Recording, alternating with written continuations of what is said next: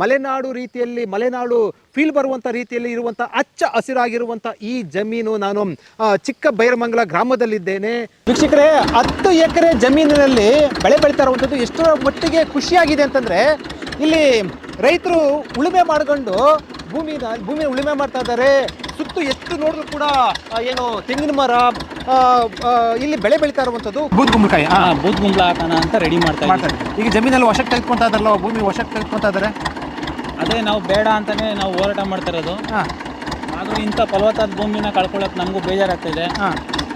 ಏನೇ ಆಗಲಿ ನಾವು ಕೊಡೋದಿಲ್ಲ ಅಂತ ನಾವು ಈಗ ಮುಂಚೆ ನೀವೇನು ಮುಂಚೆ ಬೇರೆ ಕಡೆ ಕೆಲಸ ಮಾಡ್ತಾ ಇಲ್ಲ, ಮುಂಚೆಯಿಂದ ಕೊಡಿಲ್ಲ ಏನಂತ? ಇಲ್ಲ, ನಾನು ಒಂದು ದಯಾನಂದ ಸಾಗರ್ ಕಾಲೇಜ್ನಲ್ಲಿ ಲ್ಯಾಬ್ ಟೆಕ್ನಿಷಿಯನ್ ಆಗಿ ವರ್ಕ್ ಮಾಡ್ತಾ ಇನ್ನು ಮತ್ತೆ ಇಲ್ಲಿ ವ್ಯವಸಾಯನೂ ಮಾಡಿಕೊಂಡು ಕೆಲಸ ಮಾಡ್ತಾ ಇದ್ದೀನಿ. ಸರ್ಕಾರಕ್ಕೆ ಏನು ಹೇಳಕ್ಕೆ ಬಯಸ್ತಾರೆ ಇಷ್ಟು ಜಮೀನು ವರ್ಷ ಪಡ್ಸ್ಕೊಂಡ್ರೆ? ಸರ್ಕಾರಕ್ಕೆ ನಾನು ಹೇಳೋದಿಷ್ಟೇ, ಇಂಥ ವ್ಯವಸಾಯ ಮಾಡೋ ಭೂಮಿಗಳನ್ನ ಯಾವುದೇ ಕಾರಣಕ್ಕೂ ಅಕ್ವೈರ್ ಮಾಡ್ಕೊಂಡು ಡೆವಲಪ್ಮೆಂಟ್ ಮಾಡಿಬಿಡಿ. ಏನಕ್ಕೂ ಉಪಯೋಗ ಇಲ್ಲದೇ ಇರ್ತಕ್ಕಂಥ ಭೂಮಿಗಳು ಬೇಜಾನಿದೆ, ಅದನ್ನು ತಗೊಂಡು ಡೆವಲಪ್ಮೆಂಟ್ ಮಾಡಿ. ಈಗ ಈ ಜಮೀನು ರೈತರು ವಶಪಡಿಸ್ಕೊಳ್ತಾ ಇದ್ದಾರೆ, ಏನು ಅನ್ಸುತ್ತೆ ಸರ್? ಸಿಕ್ಕಾಪಟ್ಟೆ ಹೊಟ್ಟೆ ಇರುತ್ತದೆ ನಮಗೆ. ಒಂದು ಮರದಲ್ಲಿ ಎಳ್ನೀರು ಮತ್ತು ತೆಂಗಿನಕಾಯಿ ಮಾರ್ಕೊಂಡ್ರೆ ಜೀವನ ಆಗ್ತದೆ. ಆಮೇಲೆ ಈ ಜಮೀನುಗಳಲ್ಲಿ ಕೆಲವರು ಸುಮಾರು ಜನ ಪಾಲು ಮಾಡ್ಕೊಂಡಿದ್ದಾರೆ, ಏನು ಹಸುಗಳು ಅದು ಇದು ಸಾಕೊಳ್ಳೋಕ್ಕೆ. ಅಂಥವ್ರ ಸ್ಥಿತಿನೂ ಭಾರಿ ಎಫೆಕ್ಟ್ ಹೊಡಿತದೆ. ಈ ಡಿ ಕೆ ಶಿವಕುಮಾರ್ ಅವ್ರಿಗೆ ಇದನ್ನು ಕಾಣಿಸಲ್ಲ ಸರ್. ನೋಡಿ, ಬೇರೆ ಜಾಗಕ್ಕೆ ನಾವು ಹೋಗಿ ವಿಡಿಯೋವನ್ನು ಮಾಡಿಸ್ತಾ ಇದ್ದೀವಿ, ನಮ್ಮ ಜಾಗದಲ್ಲಿ ನಾವು ಮಾಡಿಸ್ಕೊಳ್ತಾ ಇದ್ದೀವಿ. ಓದ್ತದ್ಯಾ?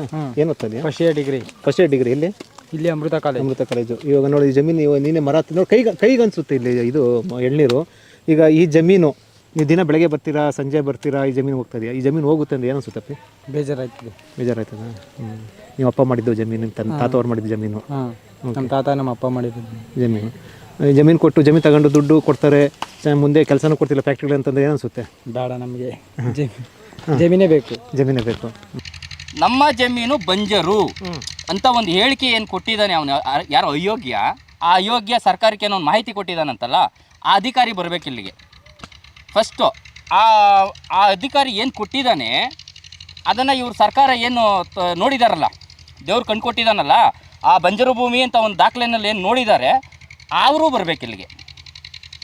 ಬಂದು ನೋಡಿ, ಇದೇನಾನು ಬಂಜರು ಭೂಮಿನೇ ಅನ್ನೋದಾದರೆ ಬಿಟ್ಕೊಡೋದಕ್ಕೆ ನಾವು ರೆಡಿ ಇದ್ದೀವಿ. ನೋಡಿ, ತುಂಬ ಖುಷಿಯಾಗಿ ನೆಮ್ಮದಿಯಾಗಿದ್ದೀರಾ. ಈಗ ನೋಡಿ, ಈಗ ನೀವು ಈ ಮನೆ ಮುಂದೆ ಕೂತ್ಕೊಂಡು ಊಟ ಮಾಡ್ಕೊಂಡು ನೆಮ್ಮದಿಯಾಗಿದ್ದೀರಾ. ಈಗೆಲ್ಲ ಜಮೀನೆಲ್ಲ ವಶಕ್ಕೆ ತೆಗೆದುಕೊಂಡು ಇಲ್ಲೆಲ್ಲ ಫ್ಯಾಕ್ಟ್ರಿ ಕಟ್ತೀನಿ ಅಂದರೆ ಏನು ಅನ್ಸುತ್ತಮ್ಮ? ಬೇಡ ಅನಿಸ್ತೈತೆ. ಯಾಕೆಂದ್ರೆ ನಾವು ಬಂದು 40 ವರ್ಷ ಆಯ್ತು. ಇವೆಲ್ಲ ಕಳ್ಕೊಂಡು ಎಲ್ಗೋಗ್ಬೇಕು? ಅವ್ರು ಕೊಡ್ತಾರೆ, ಎಲ್ಲೋ ಹಾಕ್ತಾರೆ, ಎಲ್ಲೋಗಿ ಜೀವನ ಮಾಡ್ಬೇಕು ನಾವು. ನಮ್ದೇ ಅಂತ ಒಂದಿಷ್ಟಿದ್ರೆ ಆರಾಮಾಗಿ ಕುತ್ಕೋಬಹುದು, ನಿಂತ್ಕೋಬಹುದು, ನೆಮ್ಮದಿಯಾಗಿರ್ಬೋದು. ಒಂದ್ ಲೋಟ ನೀರು 4 ಜನ ಬಂದ್ರೆ 10 ಜನಕ್ಕೆ ಅನ್ನ ಹಾಕ್ತಿವಿ. ಬೆಂಗಳೂರಿಗೆ ಹೋದ್ರೆ ಹುಡ್ಕಾಡ್ಬೇಕು, ಬೇಳೆ ಅಂತ ಅವ್ರು ಬಂದ್ರು ಇವ್ರು ಬಂದ್ರು ಅಂತ ಹುಡ್ಕಾಡ್ಬೇಕು. ಇಲ್ಲಾದ್ರೆ ನಾವು ಬೆಳೆದಿರೋದೇ ಆಗ್ಲಿ ಕೊಂಡ್ಕೊಂಬರೋದೇ ಆಗ್ಲಿ 10 ಜನಕ್ಕೆ ಅನ್ನ ಹಾಕ್ತಿವಿ ಅನ್ನೋ ಧೈರ್ಯ ಇರ್ತೈತೆ. ಈಗ ಈ ಜಮೀನು ಹೋಗ್ತಾ ಇದೆ ಅಂತಂದ್ರೆ ಏನು ಅನ್ಸುತ್ತೆ ಸರ್? ಹೋಯ್ತಾ ಇದೆ ಅಂದರೆ ಕಣ್ಣಲ್ಲಿ ನೀರು ಬರ್ತದೆ. ನಮಗೆ ಇದು ಬಿಟ್ಟರೆ ಬೇರೆ ಏನು ಬರಲ್ಲ. ನಮಗೆ ವ್ಯವಸಾಯ ಬಿಟ್ಟರೆ ಬೇರೆ ಏನೂ ಗೊತ್ತೂ ಇಲ್ಲ, ಏನು ಬರೋದು ಇಲ್ಲ. ಈ ಇದರಲ್ಲಿ ನಾನೊಬ್ಬ ವ್ಯವಸಾಯ ಮಾಡ್ತಾಯಿದ್ದೀನಿ, ನನ್ನಿಂದ 10 ಜನ ಬದುಕ್ತಾವ್ರಿ. ಒಬ್ಬಿಬ್ಬರಲ್ಲ, 10 ಜನ. ನಾವು ಅದು ಬರ್ತದೆ ಹೋಯ್ತದೆ, ಭೂಮಿ ಐತೆ, ಗೈಕೋತೀವಿ, ತಿಂತೀವಿ. ಅವರು ಓದ್ಕೋತಾರೆ, ಇಷ್ಟ ಆದರೆ ಕೆಲಸ ಸೇರ್ಕೊಬೋದು, ಬಂದು ವ್ಯವಸಾಯ ಮಾಡ್ಕೋಬೋದು. ಜಮೀನು ತಲತಲ ಅಂತ ಹೋಯ್ತಾ ಇರ್ತದೆ. ದುಡ್ಡು ಬೇಡ ನಮಗೆ. ಸರ್ಕಾರದವರು 132 ಎಕರೆ ತೊಗೊಂಡವ್ರೆ. ಪ್ರಮುಖ ರಾಜಕಾರಣಿ ಅವ್ರ ಜಮೀನ 82 ಲಕ್ಷ ರೂಪಾಯಿಗೆ 134 ಎಕರೆ ತೊಗೊಂಡವ್ರೆ. ಅವ್ರದೇ ಪ್ರಾಪರ್ಟಿ. ನಾನೇ 2 ಕೋಟಿ ರೂಪಾಯಿಗೆ ಡೈರೆಕ್ಟ್ ರಿಜಿಸ್ಟರ್ ಮಾಡ್ತೀನಿ, ಕೊಡ್ಲಿ ಅವ್ರ ಪ್ರಾಪರ್ಟಿ. ಈಗ ಈ ಜಮೀನೆಲ್ಲ ಕೂಡ ನೀವು ವಶ ತೆಗೆದುಕೊಂಡ್ರೆ ಏನು ಅನ್ಸುತ್ತೆ ಯಜಮಾನ್ರೆ? ಇಲ್ಲ, ಈ ಜಮೀನ ಯಾವುದೇ ಕಾರಣಕ್ಕೂ ಆ ರಾಕ್ಷಸರ ಕೈ ಕೊಡಕ್ಕೆ ನಾವು ತಯಾರಿಲ್ಲ. ಅವರು ಸ್ವಾಧೀನದ ಉರುಳು ಏನೈತೆ, ಅವರು ನಮಗೆ ಉರುಳಾಕಕ್ಕೆ ಬಂದವ್ರೆ, ಸ್ವಾಧೀನದ ಉರುಳನ್ನ. ಆ ಉರುಳಿಗೆ ಈ ಭೂತಾಯಿಯ ಕೊರಳನ್ನು ನಾವು ಕೊಡೋದಕ್ಕೆ ಯಾವುದೇ ಕಾರಣಕ್ಕೂ ತಯಾರಿಲ್ಲ.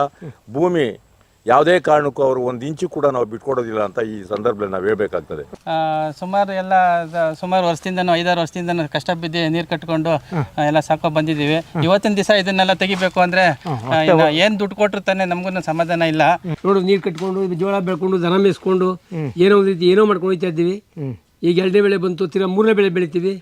ಈ ಅಡಿಕೆ ಹಾಕಿದ್ದೀವಿ, ಏನೋ ಸಮೃದ್ಧಿ ಆಯ್ತದೆ. ಈಗ ಹೋಗ್ಬಿಟ್ಟು ನಾವೇನಿಲ್ಲ, ಏನು ಮಾಡೋದು?